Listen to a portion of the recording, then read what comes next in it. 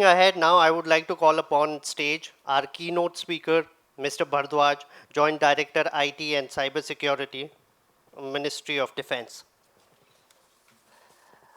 Mr. Bhardwaj is a passionate, collaborative and goal-oriented Indian Army officer with strong leadership capabilities with extensive cross-domain experience in the field of telecommunication, information technology, cybersecurity, project management, public policy with over 22 years in spearheading and motivating geographically dispersed and diverse teams in successful and timely completion of mission critical tasks in a highly VUCA environment. Request you all to give a big applause to welcome him. Over to you, sir. Good evening, ladies and gentlemen. At the outset, I would like to thank Shubhendu in absentia and the team DataQuest to give me this opportunity to speak on this forum.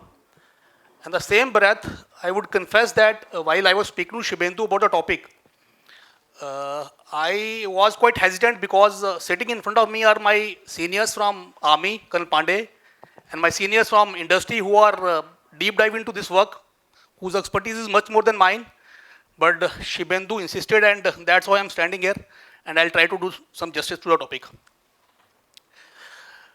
Mandatory disclaimer, the views expressed are purely mine. Content, what I am discussing is purely taken from the internet. Any reference to mythological story is purely to drive home some message.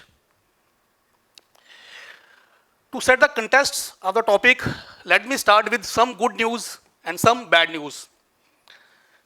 India is likely to become second economy by year 2075. This news is there in the social media for last week or so, and it gives us some kind of a happiness, and we can attribute it to our digital infrastructure to a larger extent. The kind of resilience India has shown in digital infrastructure is phenomenally high, and the world globally has acknowledged it quite well.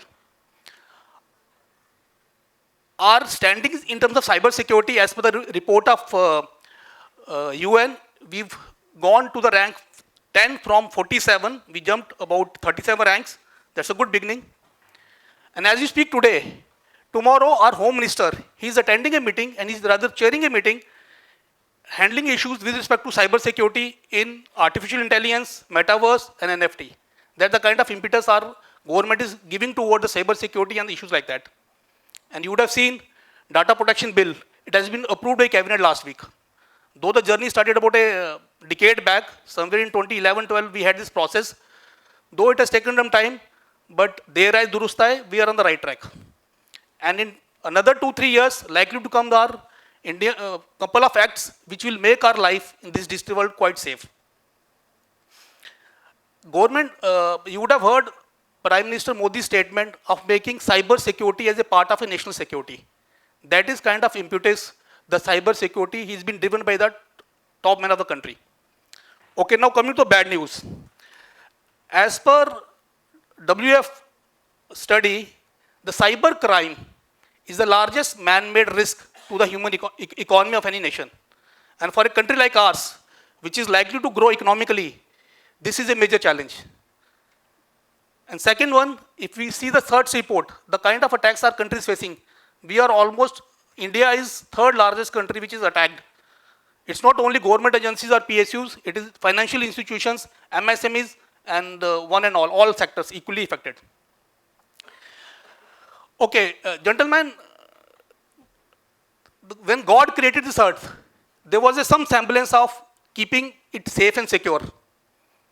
As and when the problems came on earth, Lord Brahma has created this earth, and Vishnu in all yugas, as per Indian mythologies, has descended on earth to save us. During Treta Yuga, he came as Ram.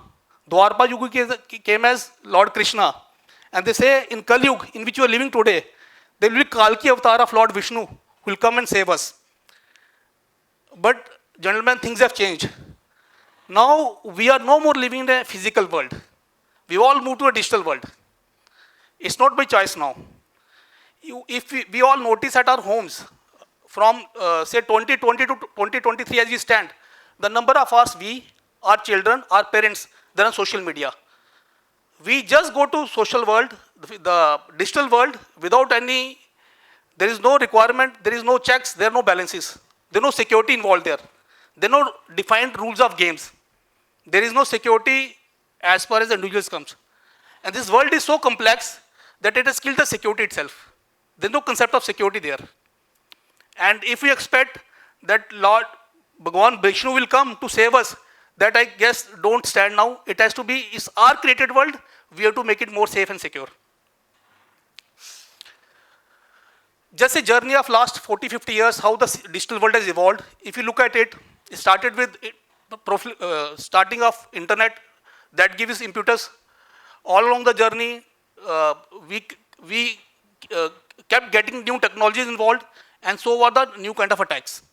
But as we stand today, the major technologies which are impacting our cyber security, artificial intelligence, quantum technologies, they are the major challenges which will affect our security in this domain. This is a man-created problem, and man have to handle. Now, as it predicted by 2028, the quantum technology, computers will become so effective that our AES PK infrastructure will fail totally. It means there won't be any cryptography. That's a major challenge. Ransomware as a service. Suddenly, the fight between good men and bad men has reached to that level that the bad actors, they started with ransomware and they've established an industry by itself. Those who are handling this domain, they bring out the fact how the ransomware industry is mushrooming and how effectively and efficiently they're working. While as a good players, while we are user of IT, we don't have rules, regulations, structures, process, procedure to handle those things.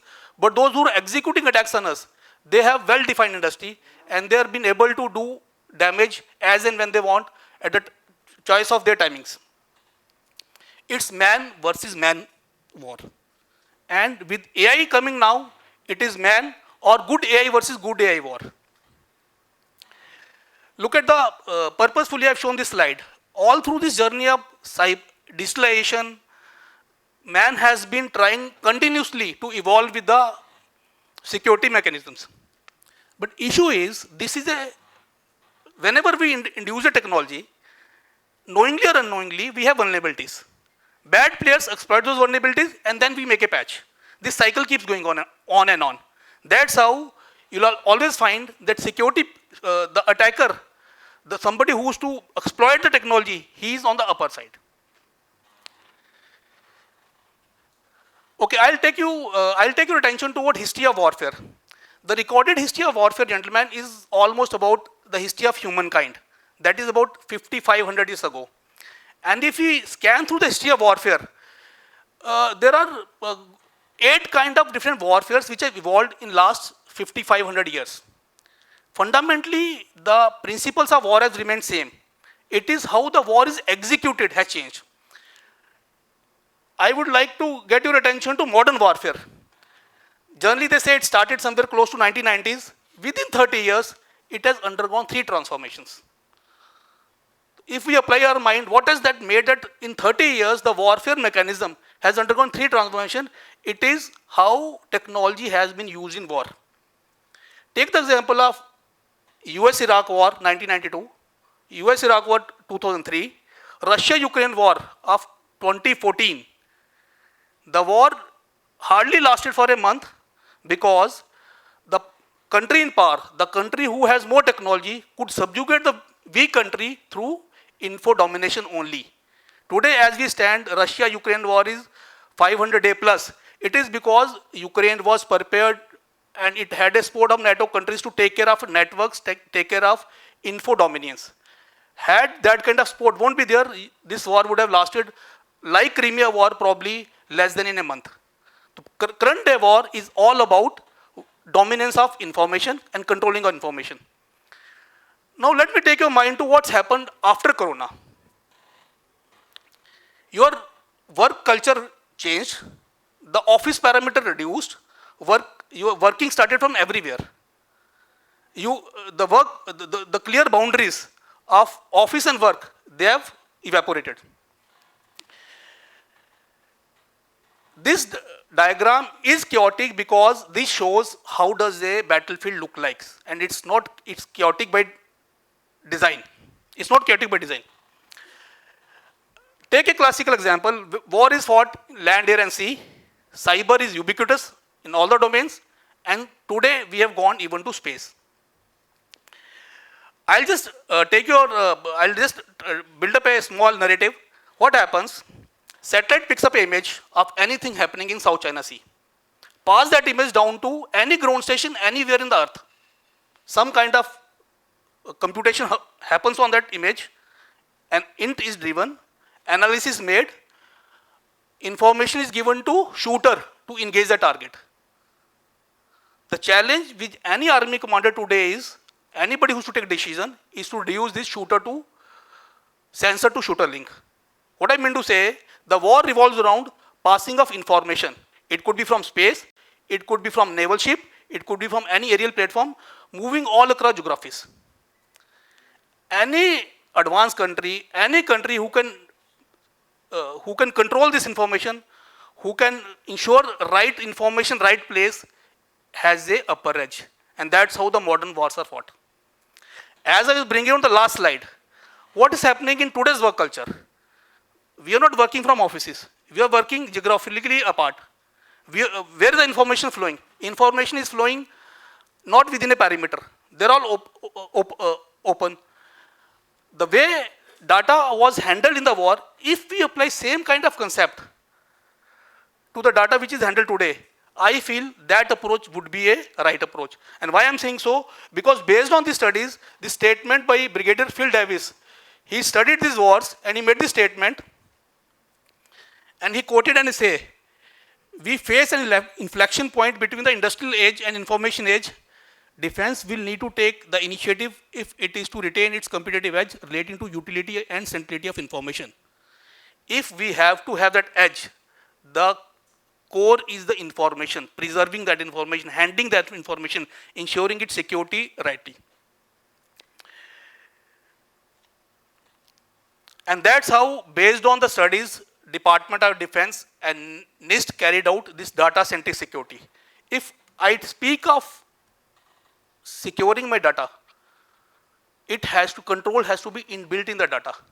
I can't have that old concept of perimeter defense, then defense in depth, then protection against APT. They won't. The kind of environment we are living today, the kind of work culture we got today, we can't have that kind of approach. Our approach has to be to ensure that security measures, security mechanisms are part of data itself. That's handling of entire data lifecycle. Moment the data is created, how it will be identified, how it will be labeled, where it will go, who will handle it, that has to be defined. And that has to be defined very, very granularly. We can't do it with securing our networks. But if we have to survive in today's kind of environment, our focus, our priorities, our relook has to the way the data is identified. And based on these two factors, two things come to my mind, which go as per the theme, how to save the data in this difficult time. Firstly, our approach in cyber security has to turn toward data-centric security. Data has to be preserved, data has to be saved. Our approach has to be. Secondly, zero trust architecture. They say, like in army, we respect all, but we suspect all. The same way, the same kind of culture has to come while designing a security. We have to respect everybody, we have to entertain everybody, but we have to suspect means we have to verify everybody for each and every action. That's it from my side. Thank you so very much.